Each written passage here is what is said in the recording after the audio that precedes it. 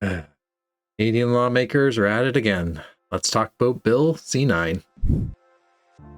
As a Canadian and educator, it frustrates me to see attempts to erode freedom of speech in Canada.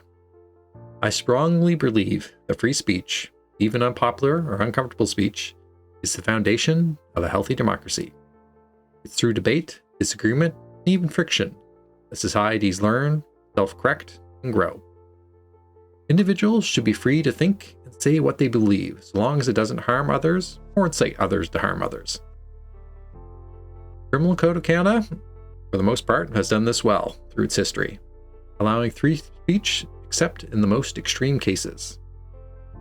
Now, Bill C-9 significantly broadened what is considered hate, but, as we'll see at the end, may also quietly remove long-standing religious protections.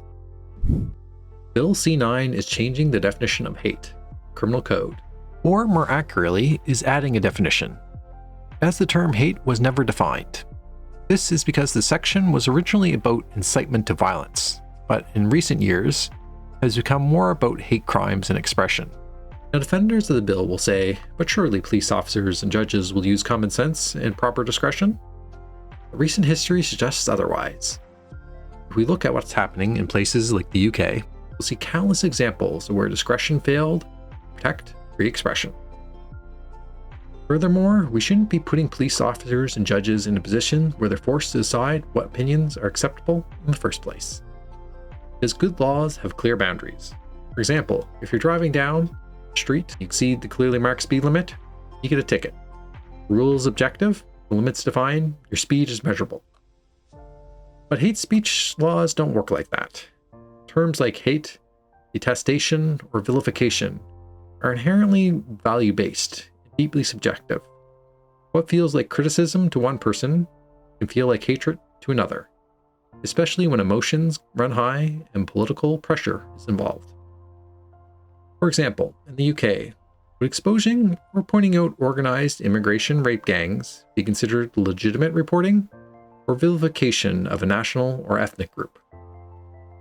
The uncertainty isn't a bug, it's the core flaw. Therefore, laws like this don't just punish extreme cases. They quietly discourage open debates, honest investigation, difficult conversations, as people begin to self-censor out of fear of prosecution. And when speech is chilled, hate and resentment fester, and we all lose. All this bill accomplishes, in my view, is expands the state's power with a high chance of it being misused or abused. Just as alarming as the expansion of the definition of hate, what Bill C-9 is removing. Opponents of the bill have proposed eliminating Section 319, 3B, provision that protects individuals who express views in good faith based on sincerely held religious beliefs. But here's what's striking. None of the other long-standing exemptions in Section 319.3 were removed. Only the religious exemption. It makes it hard to be viewed as anything but an explicit attack on religious freedom. But what makes it even more concerning is how this change appears to have happened. Reports suggest it emerged through political backdoor dealing, not open public debate, a process that has already sparked considerable controversy and, ironically, may be the very reason this provision is now under renewed scrutiny. Now, if you're anything like me, you're probably wondering right now, what can I do about this?